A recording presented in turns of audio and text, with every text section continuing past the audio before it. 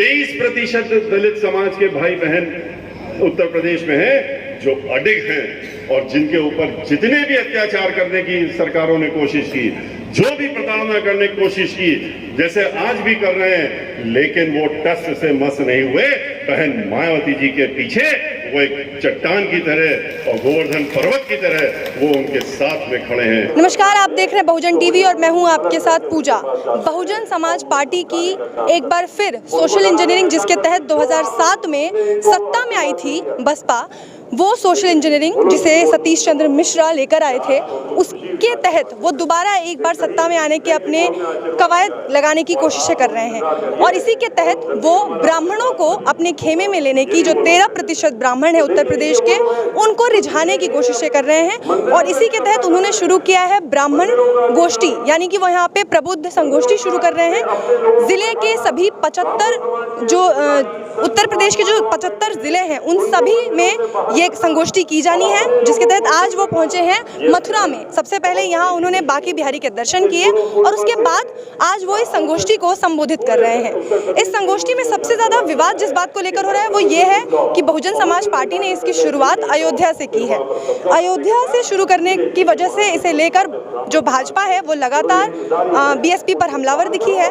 लेकिन सतीश चंद्र मिश्रा का कहना है कि राम किसी की बपौती नहीं है, राम हमारे भी हैं, हमारे भी आराध्य हैं, इसलिए राम सबके हैं। और अब वो पहुंच चुके हैं मथुरा, जहां से आज वो ब्राह्मण समाज को संबोधित कर रहे हैं। अब देखना यह है कि उनकी ये सोशल इंजीनियरिंग, जिसके तहत 2007 में सत्ता पर काबिज हुई थी बहुजन समाज पार्टी, क्या 2022 में भी वो कारगर साबित होती है और क्या इसके चलते वो मायावती को सत्ता की कुर्सी तक पहुंचा पाएंगे? क्या ब्राह्मण समाज उन्हें समर्थन देगा? क्योंकि ब्राह्मण समाज को लेकर भाजपा अलग दावे करता है, अखिलेश यादव अलग दावे करते हैं। वो कहते हैं कि ब्राह्मण समाज हमारे साथ है, और दूसरी तरफ योगी आदित्यनाथ हैं जो कहते हैं कि ब्राह्मण समाज का पूरा समर्थन हमारे साथ है। अब देखना यह है कि ब्राह्मण समाज का समर्थन आखिर है किसके साथ। आज यहाँ से वो ब्राह्मण समाज को संबोधित कर रहे हैं। आइए आपको बताते हैं, दिखाते हैं सीधा कि वो क्या कुछ कह रहे हैं और वो कैसे कोशिश कर रहे हैं ब्राह्मण समाज को अपनी ओर लाने की। ब्राह्मण समाज के लोगों ने क्या किया पिछले वर्षों में, ये आपसे छुपा नहीं है, जिसकी वजह से आज ये दिन देखने पड़ रहे हैं। 2007 से 12 की सरकार को याद करिए। 2007 से 12 में के पहले ब्राह्मण समाज किस हैसियत में पहुंचा दिया गया था उत्तर प्रदेश में, वो भी याद करिए। याद करिए कि 2002 में ब्राह्मण समाज के सिर्फ 5 और 6 एमएलए, 403 की विधानसभा में सिर्फ 5 या 6 एमएलए रह गए थे, 0 पर पहुंच गए थे। लेकिन जब उस समय बहन मायावती जी ने हमको राज्यसभा में भेजने का काम किया, आप अपनी पार्टी का राष्ट्रीय महासचिव बनाया, हम तो वकालत के पेशे में थे और अच्छा कमा रहे थे, लाखों की आमदनी रोज की थी, हमें तो कोई राजनीति से लेना देना नहीं था। लेकिन बहन मायावती जी ने जब हमको महाधिवक्ता बनाया, उसके बाद वो राज्यसभा में लेके आई, जब हमने इस्तीफा दे दिया महाधिवक्ता के पद से, और हम उनके साथ में खड़े हो गए। जब लोग उनके ऊपर हमलावर हुए, लोगों ने बहुत कोशिश की उनको घेरने की, फंसाने की, मुकदमों में 1-2 नहीं 101 मुकदमे दाखिल हुए उनके खिलाफ, उनके परिवार के खिलाफ, सबके सब झूठे मुकदमे, हर तरीके के हाथ पांव डाल लिए लोगों ने। लेकिन हमने भी इस्तीफा दिया था और हमने भी कहा था हमने वकालत मेहनत करके की है, ऐसे वकालत हवा में नहीं की है। हम भी देखते हैं, हम आपके साथ खड़े हैं कि ये आपका क्या बिगाड़ सकते हैं। पूरी ताकत लगा ली थी भारतीय जनता पार्टी, उस समय भी सरकार में थी, उन्होंने ही शुरू किया था ये, और करने के बाद पूरी क्षमता के साथ में अपने उन्होंने जितने भी उनके बड़े बड़े विद्वान वकील थे सबको खड़ा कर लिया था। लेकिन बहन मायावती जी के ऊपर वो हाथ नहीं उठा पाए, कहीं से भी एक मामले में भी उनको नहीं घेर पाए, और हर मामला चूंकि सब झूठा था, माननीय सर्वोच्च न्यायालय तक हम लोगों को जीत मिली इन मामलों में। लेकिन ब्राह्मण समाज के बीच जब हमको उन्होंने राज्यसभा में भेज दिया, तो हमारा भी दायित्व बना कि हम भी तो सोचे कि आखिर हमारा क्या, हमको क्या करना है, हम राजनीति में आ गए तो क्या काम करेंगे। तो सोचने पर सबसे पहला चीज जो आई कि अगर हम जहां पर जन्म लिया, हमने जिस समाज में जन्म लिया, अगर हम उस समाज के बारे में नहीं सोचते हैं तो हमारा राजनीति में आने से क्या मतलब। उस समय जब हमने देखा ब्राह्मण समाज बिल्कुल शून्य की हैसियत पे पहुंच गया और कहीं नहीं रह गया, तब हम ब्राह्मण समाज के बीच में गए थे और हमने आपके यहां भी आए थे। हमने पूरे प्रदेश में हर जिले में जाकर के ब्राह्मण समाज के बीच में जाकर के और उनके सम्मेलन किया और उनसे बातचीत की और हमने बहुत सी बातें की थी, लेकिन 2-3 बातें मुख्य थी जो हमने उस समय कही थी। उन्होंने कहा कि हम लोग क्या करें कि हम लोग फिर से अपना अस्तित्व दोबारा से पा सकें। हमने कुछ नहीं करना, आपको सिर्फ 2-3 चीजें करनी है और वो ये है कि आप पहले अपने अंदर एकता लाइए, आप इकट्ठा तो होइए, आप एक साथ होइए, आप बटके मत रहिए। वो पुरानी कहावतें खत्म कर दीजिए कि जहां 9 हैं तो वो 13 चूल्हे जल जाएंगे। आप जो है एक साथ अपने को ब्राह्मण समाज को एकत्रित होने की जरूरत है और आप छोटी मोटी हैसियत नहीं, आप 13% हैं और 13% 25 करोड़ में आप जानते हैं कि 3 करोड़ के ऊपर हो जाते हैं। 3 करोड़ के ब्राह्मण समाज जहां पर हो और वहां पर शून्य पर पहुंचने लगे तो ये सोचने की बात, गंभीर बात है। मैंने कहा कि आप लोग अपना बंटवारा खत्म करने के लिए ये सब भूल जाइए कि आप 20 बिस्वा हैं, 16 बिस्वा हैं, 12 बिस्वा हैं। हम तो जो हैं कांडकुब्ज ब्राह्मण हैं, सनाड्य ब्राह्मण हैं, या सरजूपारी ब्राह्मण हैं, या त्यागी हैं, या राय हैं। आप अपने आप को ब्राह्मण के नाम से जानिए और उसी के नाम से जानने का काम करिए। जिस दिन आप अपने आप को ब्राह्मण के नाम से जान लेंगे तो आपकी शक्ति अपार हो जाएगी, आप 13% हो जाएंगे और आप तो भगवान श्री परशुराम के वंशज हैं। तो आपकी शक्ति जब एक बार आप इकट्ठा हो गए तो आपके सामने ये जो आज जिस तरीके से अत्याचार हो रहा है, इस तरह का कोई अत्याचारी आपके सामने टिक नहीं सकता। ब्राह्मण समाज के लोग इकट्ठा हुए, एक साथ हुए, पूरे प्रदेश में जब इकट्ठा हो गए तो हमने फिर लखनऊ में एक बड़ी सभा की थी, वो भी सबको मालूम है, 9 जून 2005 को, जहां पर कि बहन मायावती जी को हमने मुख्य अतिथि ब्राह्मण समाज के बीच में बुलाया और 5 लाख से ज्यादा लोग इकट्ठा हुए थे। वहां पर 11,000 लोगों ने तो शंखनाद करके उनका स्वागत किया था। जब गणेश जी की प्रतिमा हमने उनको हाथ में दी थी तो लेकर के सीधे मंच पर गई। उन्होंने जो पहले शब्द बोले वो यही कहा था कि हाथी नहीं गणेश है, ब्रह्मा विष्णु महेश है, और ये कह करके अपनी बात शुरू की थी। और ब्राह्मण समाज की एकता को देख करके और तैयारी को देख करके बहुजन समाज पार्टी का वर्षों पुराना नारा कि जिसकी जितनी संख्या भारी उतनी उसकी हिस्सेदारी को उन्होंने उस दिन बदल दिया और बदल करके नया नारा दिया कि जिसकी जितनी तैयारी उतनी उसकी हिस्सेदारी। और उसके बाद आपने देखा कि उन्होंने हिस्सेदारी देने का काम भी किया। 40 लोगों को जहां पहले चुनाव में उतारा था, उन्होंने उसके बाद 85 लोगों को टिकट दे करके ब्राह्मण समाज के लोगों को मैदान में उतारने का काम किया। आपके बीच में ही 3-3 लोग हैं, रावत जी भी हैं, नकुल दुबे जी भी हैं, शर्मा जी भी हैं, और नकुल दुबे आपके बीच में हैं। उसके बाद मंत्री भी बने और 1-2 मंत्रालय नहीं, पता नहीं कितने कैबिनेट मंत्रालय बहन मायावती जी ने इनको देने का काम किया था, मजबूत वाले। उसके बाद आप जानते हैं कि बहन मायावती जी ने जब ये बात कही तो जब सरकार बनी, और सरकार ऐसे नहीं बनी, सरकार तब बनी जब पूरे समूचे ब्राह्मण समाज ने एक तरफा बहुजन समाज पार्टी को जिताने के लिए अपनी पूरी ताकत झोंक दी। और उसी की वजह से जहां 4-5 थे, कुल मिला के सभी पार्टियों के 45 ब्राह्मण समाज के लोग तो चुन करके खाली बहुजन समाज पार्टी से विधानसभा में पहुंचने का उन्होंने काम किया था। और इतना ही नहीं, चूंकि ब्राह्मण समाज ने भाईचारा बनाने का काम किया था, हमारे आह्वान को स्वीकार किया था कि आप अकेले कुछ नहीं कर सकते, आप 13% इकट्ठा भी हो जाएंगे तो आपकी ताकत फिर से शून्य की तरफ जाएगी, क्योंकि 13% से चुनाव नहीं जीता सकता। चुनाव जीतने के लिए आपको 30-35% वोट चाहिए होता है और उसके लिए आपको भाईचारा बनाना पड़ेगा।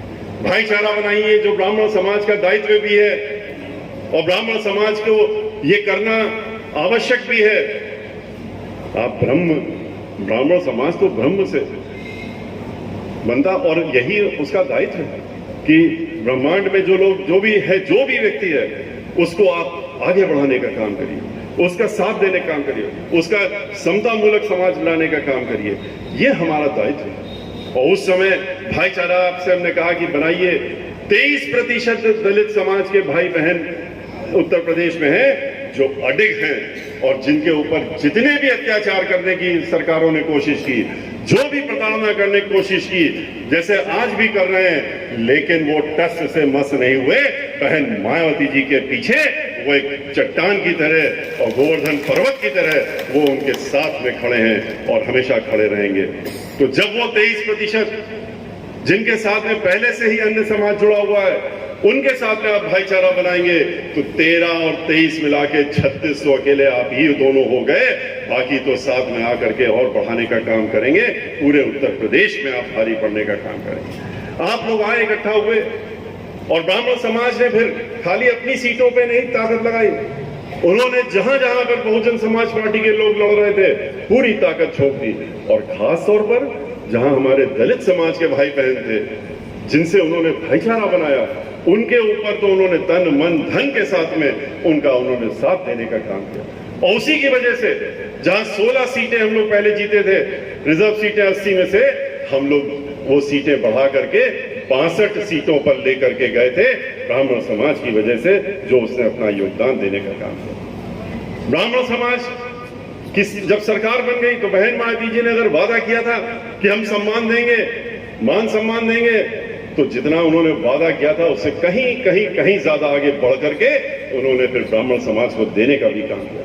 सब समाज को दिया, अकेले ब्राह्मण समाज को नहीं दिया, सब समाज को दिया। लेकिन जहां ब्राह्मण समाज की उपेक्षा होती थी, जैसे पिछले 10 वर्षों से फिर हो रही है, उन्होंने ये नहीं होने दिया। उन्होंने चाहे 15 मंत्री बनाने पड़े, कैबिनेट मंत्री के दर्जे 35 लोगों को दर्जा दिया, फिर उसके बाद कैबिनेट मंत्री का उन्होंने 1 दर्जन से ज्यादा एमएलसी ब्राह्मण समाज के बनाए, विधान परिषद का अध्यक्ष ब्राह्मण समाज का बनाया, उन्होंने अधिवक्ता महाधिवक्ता ब्राह्मण समाज का, अतिरिक्त महाधिवक्ता ब्राह्मण समाज का, लगभग 5000 सरकारी वकील उन्होंने ब्राह्मण समाज के बनाने का काम किया। 6 एमपी दिए लोकसभा में और वहां पर भी डिप्टी लीडर बनाया। हमको उन्होंने पिछले 17 वर्षों से, अब तो 18वां वर्ष है हमारा राज्यसभा में, अपना पार्टी का लीडर वहां बना के रखा हुआ है। और इतना ही नहीं, अभी भी आज के वक्त भी आपके समाज को सम्मान देते हुए उन्होंने लोकसभा में जहां हमारे 10 एमपी हैं, उन्होंने वहां पर इस समय भी वर्तमान में श्री रितेश पांडे जी जो ब्राह्मण समाज से हैं, उनको उन्होंने वहां पर पार्टी का लीडर बना के रखा हुआ है। तो ये सारी चीजें उन्होंने ब्राह्मण समाज को उनको सम्मान देने के लिए किया था। इसके अलावा अनेकों और चीजें करी उन्होंने, उसके अलावा तो बहुत से काम किए, लेकिन ब्राह्मण समाज को सम्मान देने का उन्होंने, जहां ब्राह्मण समाज के लोगों की आस्था जुड़ी होती है, चाहे वो वाराणसी हो, चाहे वो अयोध्या में सरयू नदी के पास उन्होंने जितने भी नदी के किनारे घाट थे उनको ठीक कराने का काम किया, वाराणसी में कराने का काम किया। कि हमने जब ये ब्राह्मण समाज के बीच में हम गए इस गोष्ठी के माध्यम से, विप्र समाज की गोष्ठी के माध्यम से, प्रबुद्ध समाज की गोष्ठी के माध्यम से, तो वहां प्रश्न चिन्ह लगा दिए गए मेरे ऊपर और छड़ी लगा दी प्रश्नों की कि आप यहां पर क्यों आए, यहां पर तो खाली भारतीय जनता पार्टी वाले आ सकते हैं, आप नहीं आ सकते। मैं पूछता हूं कि मैं क्यों नहीं आ सकता। मैंने पूछा, मैंने मंच से भी कहा कि हमसे पूछ रहे हैं, मेरे समझ में नहीं आ रहा कि मुझे क्यों रोक रहे हैं आने से। अरे मैं तो ब्राह्मण समाज में जन्म लिया हुआ हूं और हम लोग तो, अब तो मैं 70वें वर्ष में चल रहा हूं, लेकिन बचपन से हम लोगों को उपनयन संस्कार होने के पहले तक इतना पठन और पाठन और रटन, और भगवान श्री राम की स्तुति हो, चाहे हनुमान जी की स्तुति हो, चाहे माँ दुर्गा की स्तुति हो, ये सब तो हम लोग को तभी संस्कारों में डाल दी जाती है कि इसको याद कर लीजिए। इसलिए याद कर लीजिए कि आपको रोज सुबह इसको स्तुति को किए बगैर घर से नहीं निकलना। तो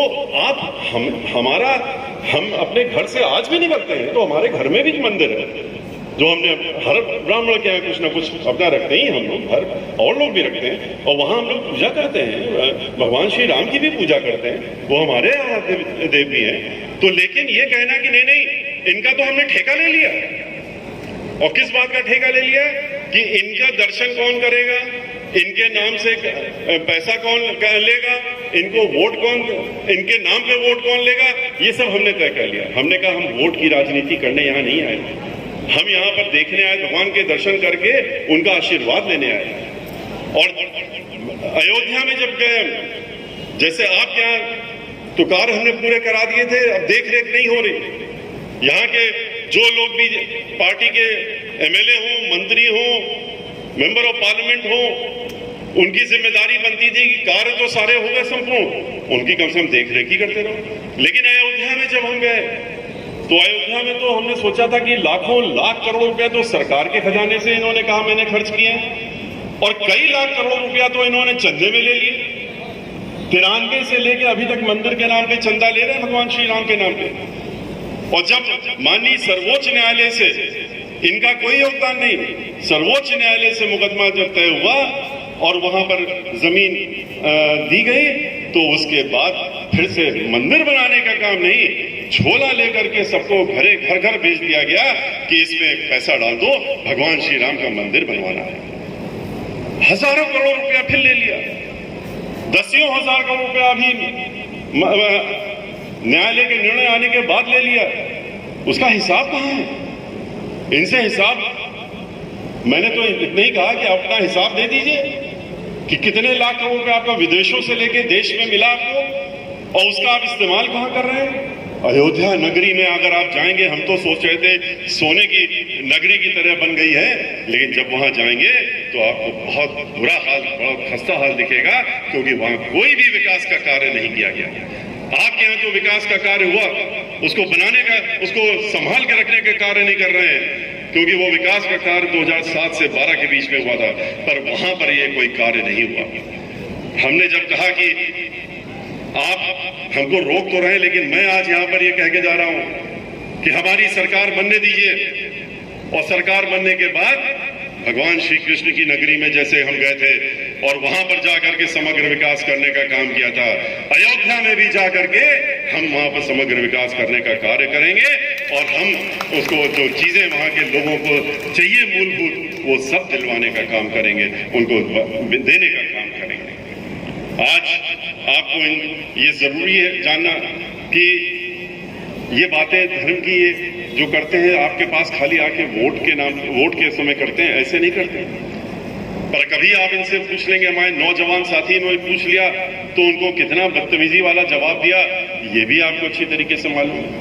उन्होंने कहा कि हमारा, आपने तो वादा किया था कि आप 15 लाख देंगे, आपने चलिए कह दिया 15 लाख हर खाते में जाएगा, वो तो झूठा एक वो था, जुमला था, जुमला हो गया। लेकिन आपने कहा कि 2 करोड़ नौकरियां देंगे नौजवानों को हर साल, उसका क्या? अब तो आपने 2 करोड़ नौकरियां हर साल लेने का काम शुरू कर दिया। तो कहते हैं, पार्लियामेंट के अंदर कहते हैं कि आप, जब हमने ये प्रश्न वहां पर किया तो हमसे कहते हैं आप क्या कह रहे हैं, हम लोग तो इनको रोजगार दे रहे हैं और ये रोजगार कर सकते हैं अपना, हम उसमें बढ़ावा देंगे। हमने क्या रोजगार कर लेंगे, कहां से करेंगे? तो कहते हैं पकौड़ा बेच सकते हैं, इनसे पकौड़ा बिकवाइए। ये जो पीएचडी करके आए हैं जिनकी बात आप कर रहे हैं, इनसे कहिए कि पकौड़ा बेचें, और ये पकौड़ा बेचेंगे तो बड़ा अच्छा पकौड़ा बेचने का काम करेंगे। आप तो पकौड़ा भी नहीं बेच सकते, क्योंकि तेल इतना महंगा हो गया है कि 1 लीटर तेल खरीदना भी बड़ा मुश्किल है, तो पकौड़े बनाने का काम कहां से होगा उसमें?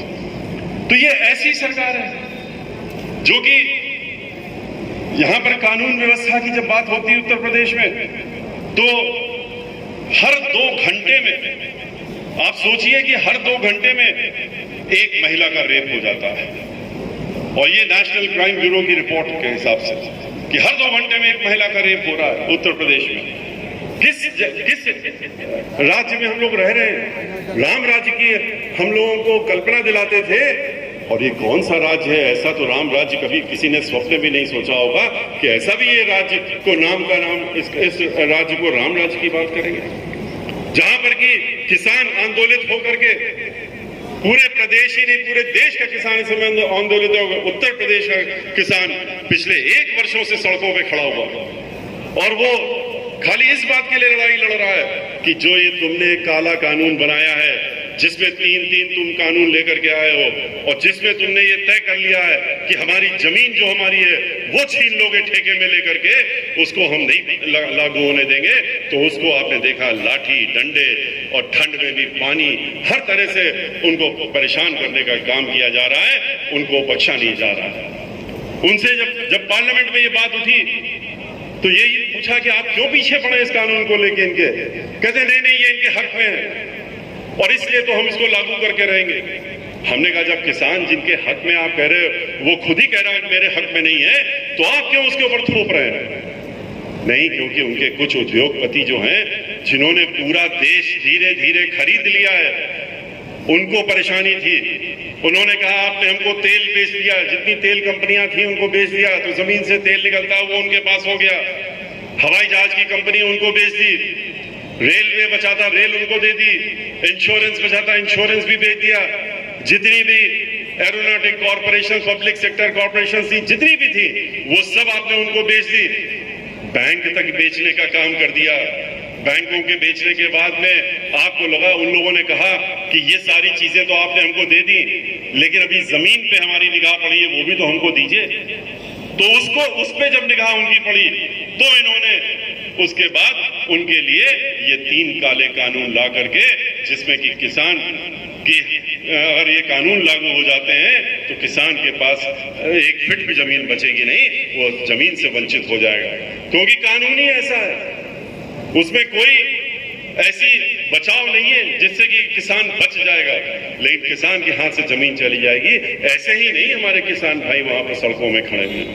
तो चाहे मजदूर हो, चाहे किसान हो, चाहे प्रोफेशनल हो, प्रबुद्ध वर्ग के लोग हो जो सुरक्षित नहीं है आज, चाहे वकील हो, चाहे डॉक्टर हो, आज सभी लोग आतंकित हैं। और इन सबके ऊपर खास तौर से दलित समाज और ब्राह्मण समाज के लोग आतंकित हैं। ब्राह्मण समाज को तो इन्होंने ये समझ लिया है कि ब्राह्मण समाज तो हमने तो उसको बता दिया है कि हम धर्म का नाम दे रहे हैं, और धर्म के नाम की वजह से आप हमारे पास बने रहिए, चाहे हम आपको जितना प्रताड़ित करते रहें।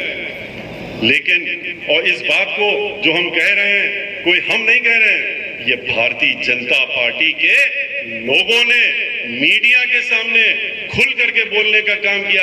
आप लोगों ने भी सुना होगा, जब आपके ही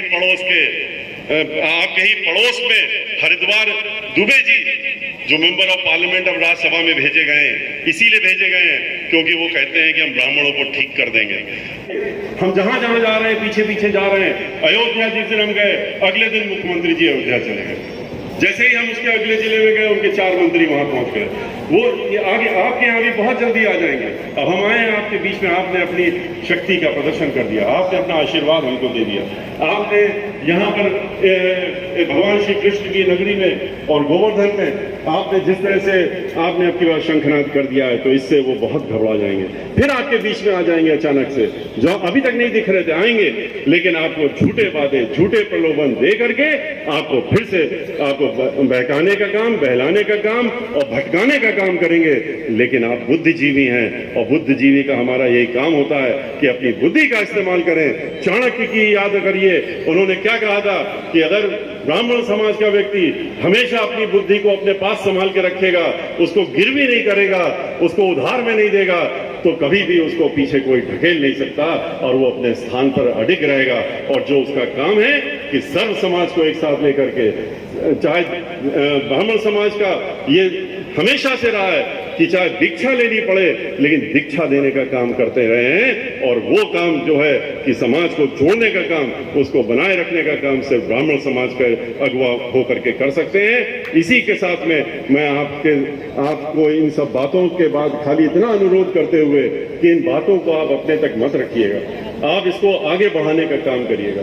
आप अपने बीच में आपके साथ के लोग, आपके भाई बहन, रिश्तेदार, नातेदार, दोस्त, अहबाब जो भी हैं, उनको इन बातों को जरूर बताइए, उनको भी सतर्क करिए।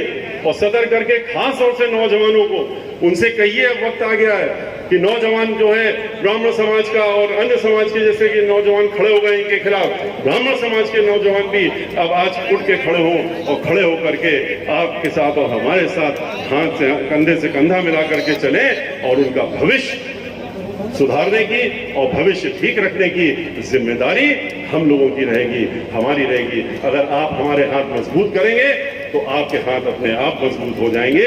इन्हीं बातों के साथ मैं अपनी बात समाप्त करता हूं, आपसे विदा लेता हूं। जय भीम, जय भारत, जय परशुराम, जय बांके बिहारी।